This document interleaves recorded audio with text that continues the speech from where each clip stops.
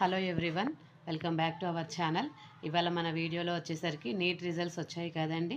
ముందుగా నీట్ ఎగ్జామ్లో ఎవరైతే క్వాలిఫై అయ్యారో వారందరికీ నా తరపున హార్టీ కంగ్రాచులేషన్స్ అండి.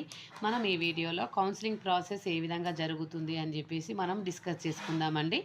మరొకసారి ఎవరైనా నా వీడియోని మొదటిసారి చూసినట్టయితే ప్లీజ్ సబ్స్క్రైబ్ చేసుకోండి. Okay, welcome back to our topic NEET counselling process. ఇప్పుడు మనకు రిజల్ట్స్ ఏవైతే వచ్చాయో అవి ఆల్ ఇండియా ర్యాంక్స్ అండి. ఇవి మళ్ళీ ఒక వితిన్ 1 మంత్లో ప్రాసెస్ స్టార్ట్ అయిపోతుంది. అండ్ 7 to 10 డేస్లో మనకు స్ట్రేట్ ర్యాంక్స్ అనేవి మనకు వచ్చేస్తాయి అన్నమాట. ఈ స్ట్రేట్ ర్యాంక్స్ని బట్టి మనకు సీట్ వస్తుందా లేదా అనేది డిసైడ్ అవ్వచ్చు. ఇప్పటివరకే కొంతమందికి ఏమంటే స్టూడెంట్స్కి ఆల్ ఇండియా ర్యాంక్స్ వచ్చాయి కదండి. దాన్ని బట్టే కొంతమంది పిల్లలు చాలా టెన్షన్ పడుతున్నారు, వస్తుందా రాదా, ఎక్కువ ర్యాంక్ వచ్చింది అని చెప్పేసి. అంత టెన్షన్ పడకండి, మళ్ళీ మన స్టేట్ ర్యాంక్స్ కూడా వస్తాయి. దాన్ని బట్టి మనం డిసైడ్ అవ్వచ్చు. అయితే ఈ ప్రాసెస్లో భాగంగా మొదటగా మనకి ఇచ్చేది ఏంటంటే యూనివర్సిటీ. ఇందులో మనము తెలంగాణలో మనం వచ్చేసరికి కేఎన్ఆర్ యూనివర్సిటీ నుంచి మనము ఈ యొక్క ప్రాసెస్ అనేది జరుగుతుందండి. మెడికల్ అంతా కూడా కేఎన్ఆర్ యూనివర్సిటీ కిందనే వచ్చేస్తుంది. అందులో భాగంగా యూనివర్సిటీ నుంచి ఒక నోటీస్ అయితే ఇస్తారండి. వెబ్ నోటీస్ అనేది, మెరిట్ లిస్ట్ అనేది ఇస్తారు. ఆ మెరిట్ లిస్ట్లో ఏంటంటే మనకు ఎలిజిబుల్ ఆర్ నాట్, అంటే కౌన్సిలింగ్కి మనము ఎలిజిబుల్ ఉన్నామా లేదా అనేది మాత్రము మనకు ఒక మెరిట్ లిస్ట్ అనేది రిలీజ్ చేస్తారు. ఆ మెరిట్ లిస్ట్ రిలీజ్ చేసిన తర్వాత మనకు డాక్యుమెంట్ సబ్మిట్ చేయడానికి ఒక ఆప్షన్ అనేది ఇస్తారండి. మనకు దీనికి కావాల్సినటువంటి డాక్యుమెంట్స్ అనేవి మనము వెబ్సైట్లో మనం అప్లోడ్ చేసుకోవాలి. దాన్ని బట్టి మనకు నెక్స్ట్ ప్రాసెస్ అనేది స్టార్ట్ అవుతుంది.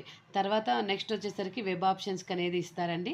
తర్వాత వెబ్ ఆప్షన్స్ పెట్టుకోమని మనకు అవకాశం అనేది ఇస్తారు. ఆ వెబ్ ఆప్షన్లో భాగంగా ప్రయారిటీ ఆర్డర్స్ ఏంటివి అంటే ఫస్ట్ 1, 2, 3, 4 కాలేజెస్ని మనం ప్రయారిటీ ఆర్డర్లో పెట్టుకోవాలి.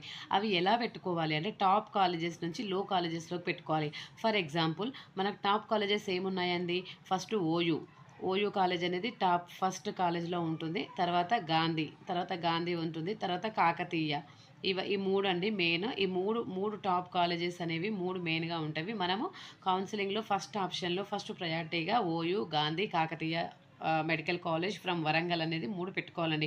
అంటే కొంతమంది ఏమనుకుంటారంటే మనకు ర్యాంక్ ఎక్కువ వచ్చింది, మనకి ఈ కాలేజీలలో సీట్ వస్తుందో రాదు, మనం వేరే కాలేజెస్లో పెట్టుకుందామని చెప్పేసి అనుకుంటారండి. కానీ అలా పెట్టుకోకూడదు. ఎప్పుడైనా సరే టాప్ కాలేజెస్ మాత్రం ఫస్ట్ ప్రయారిటీగానే పెట్టుకోవాలి.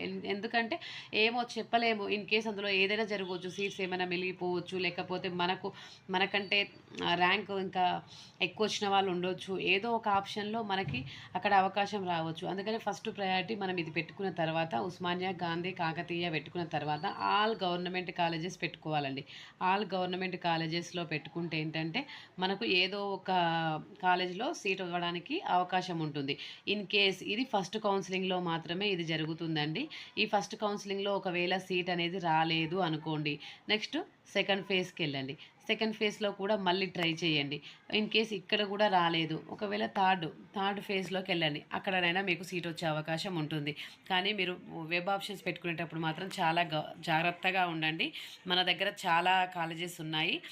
గవర్నమెంట్ కాలేజెస్లో ఫస్ట్ ప్రిఫరెన్స్ పెట్టుకొని తర్వాత ప్రైవేట్ కాలేజెస్లోకి మనకు పెట్టుకోండి. ఈ కౌన్సిలింగ్ అనేది మొత్తం 3 రౌండ్లలో జరుగుతుంది. First phase, second phase, third ఫేజ్లో జరుగుతుందండి. పక్కాగా మీరు అబ్జర్వ్ చేసుకొని అందులో ఫస్ట్ కాలేజ్ మాత్రం ఓయూ, తర్వాత వచ్చేసరికల్లా గాంధీ గుర్తుపెట్టుకోండి ఇది. తర్వాత కాకతీయ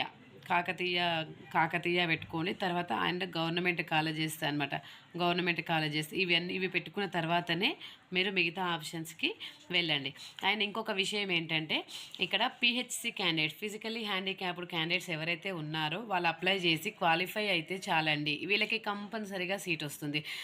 పిహెచ్సి క్యాండిడేట్స్ ఎవరైతే ఉన్నారో వాళ్ళు వెబ్సైట్లో అన్ని గవర్నమెంట్ కాలేజెస్కి అప్లై చేయండి. You will get seat in any government college, any one of the government college మీకు కంపల్సరీగా సీట్ వస్తుంది. ఎందుకంటే మీకు ఈవెన్ 1 lakh ర్యాంక్ ఉన్నా సరే మీకు పిహెచ్సి కోటా కింద మీకు సీట్ అనేది కన్ఫామ్గా వస్తుంది. ఇక్కడ వరకు చూసారు కదండి, ఇది మామూలుగా జనరల్ కేటగిరీలో నేను చెప్పినటువంటి కౌన్సిలింగ్ విధానం అండి. ఇక నెక్స్ట్ మనం చూద్దాం చేయవలసింది.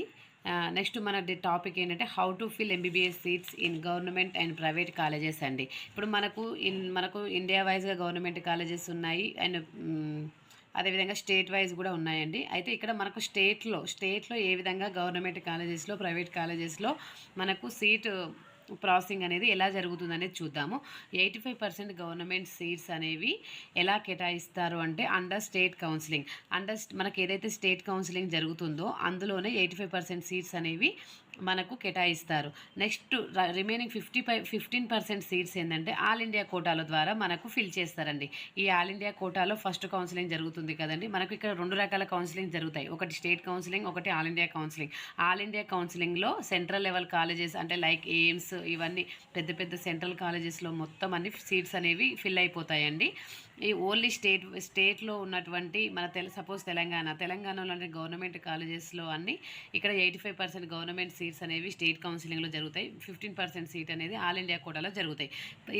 ఇన్ ప్రైవేట్ కాలేజెస్ 100% సీట్స్ అనేవి కూడా స్టేట్ కౌన్సిలింగ్లో జరుగుతాయి. ఇందులో ఆల్ ఇండియా కోటాకి సంబంధం ఉండదన్నమాట. అంటే మన తెలంగాణలో ఉన్న ప్రైవేట్ కాలేజెస్లో 100% సీట్స్ అనేవి స్టేట్ కౌన్సిలింగ్ ద్వారా మాత్రమే ఫిల్ చేస్తారనమాట. ఓకేనా ఫ్రెండ్స్, ఇప్పుడు ఈ వీడియోని ఇంతవరకు చూసినందుకు చాలా థ్యాంక్స్ అండి. ఇంకా ఏమైనా డౌట్స్ ఉంటే కామెంట్ బాక్స్లో కామెంట్ చేయండి. Thank you for watching. Subscribe my video. మళ్ళీ వీడియోలో మళ్ళీ కలుద్దాం.